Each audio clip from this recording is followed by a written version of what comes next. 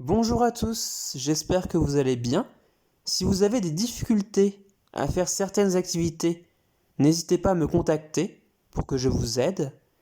Voici la séance 2 que je vous demande de faire pour lundi prochain, sachant que vous devez, évidemment, terminer la séance 1 avant, qui était demandée pour le mardi 12 mai. Il me manque également certains poèmes, mais ceux que j'ai reçus étaient vraiment bien, vous avez tous vraiment joué le jeu, et même ceux qui n'aimaient pas la poésie ont réussi à faire un poème qui était tout à fait intéressant. Donc ça, c'est bien. Si vous voulez une correction orthographique de vos poèmes, n'hésitez pas à m'en demander une. J'évite de vous envoyer trop de corrections pour que vous n'ayez pas plus de travail à faire.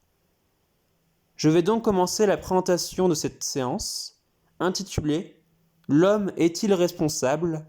Que fait-il pour la planète ?» Pour l'étape 1, je vous demande de regarder une petite vidéo sur YouTube, que vous pouvez éventuellement regarder plusieurs fois si besoin. Et je vous pose 3 questions. Question 1. Pourquoi peut-on dire que l'homme est responsable de la dégradation de la planète et de la disparition de certaines espèces animales et végétales? Question 2. Que conseillent de faire différents organismes de protection et de défense de l'environnement? Question 3. À quoi servent les conseils à la fin de la vidéo? Par exemple, ne pas gaspiller l'électricité et l'eau. Étape 2. Je lis l'extrait d'un livre qui interroge les relations de l'homme avec la nature. Dans une paisible contrée, un lac déborda soudain, noyant brutalement les terres qui étaient en contrebas. Ce fut une terrible catastrophe. Des jardins furent emportés, des villages submergés, des hommes précipités dans les eaux grondantes. Lorsque la décrue s'amorça, les survivants en colère allèrent se plaindre auprès des divinités. Ils furent reçus par celles qui avaient en charge le juste équilibre des choses et exposèrent leurs requêtes.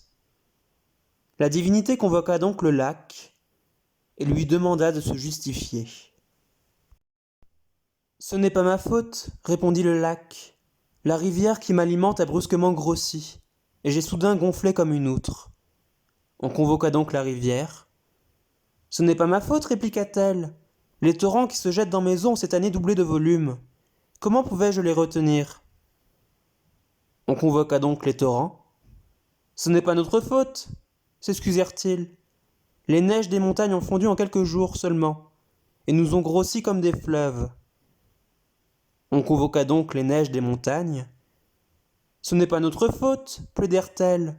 D'habitude, les sapins nous retiennent sur les hauteurs, mais cette année, les hommes ont coupé tous les arbres à la fin de l'hiver. » Les villageois se firent alors tout petits, s'excusèrent auprès de tout le monde, et reprirent leur chemin, songeurs. Voici les questions que je vous pose. Question 1, qui est sûrement la plus longue. Raconte avec tes propres mots le déroulement de l'interrogatoire effectué par la divinité qui se charge du juste équilibre des choses. Question 2.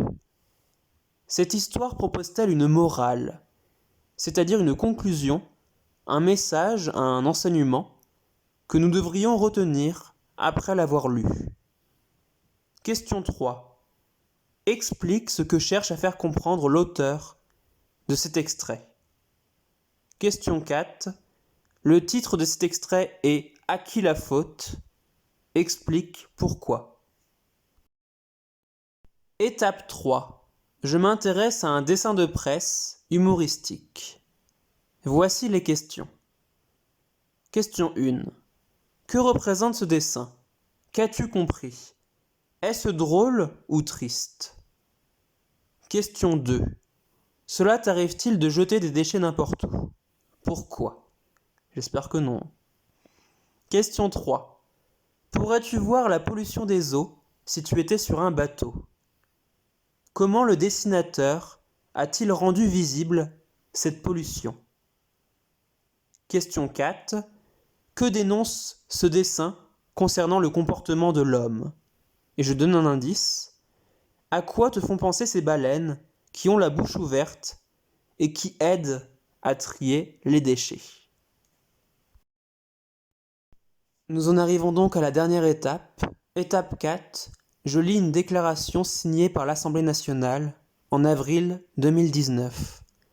Avant de s'intéresser à cette déclaration, j'ai tout de même donné le contexte pour expliquer pourquoi on s'intéresse aux arbres.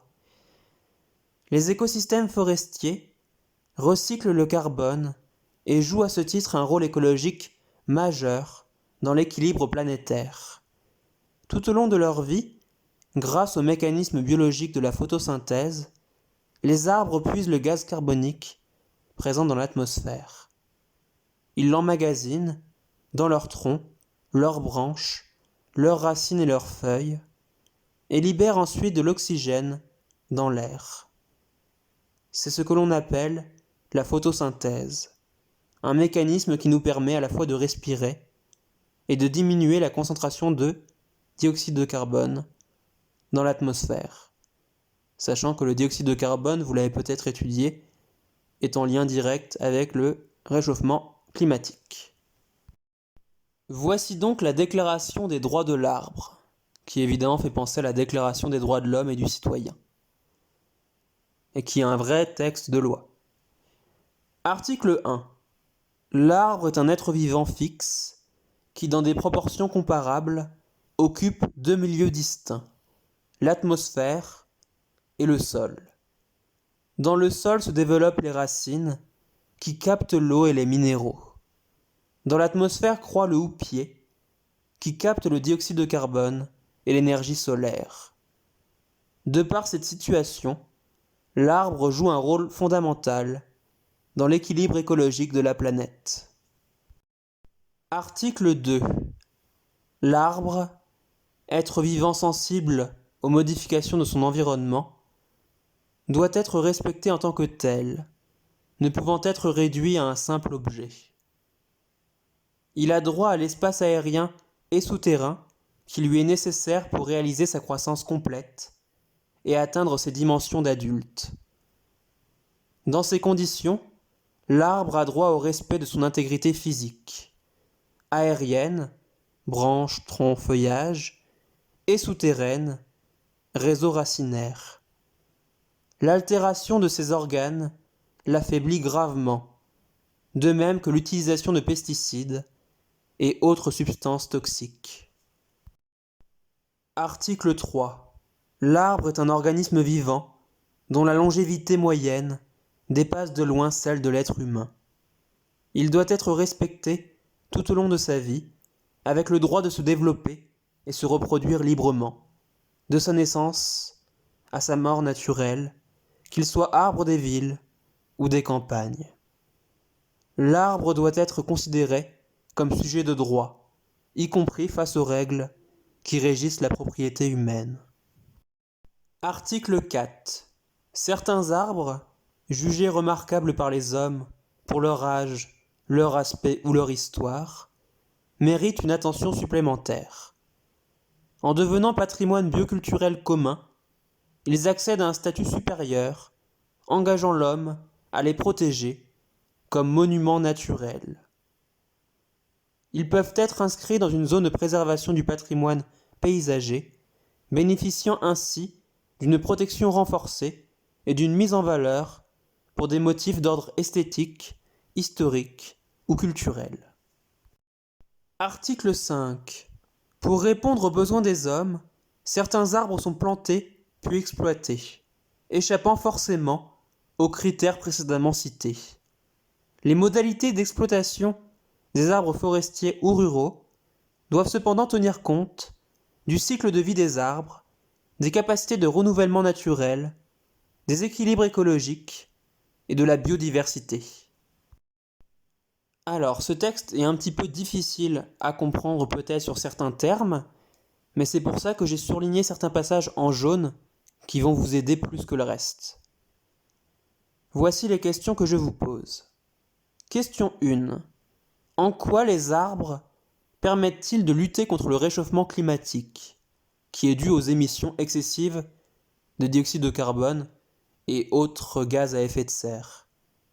Donc pour répondre à cette question, je vous propose de vous aider du contexte qui est juste avant la déclaration. Question 2.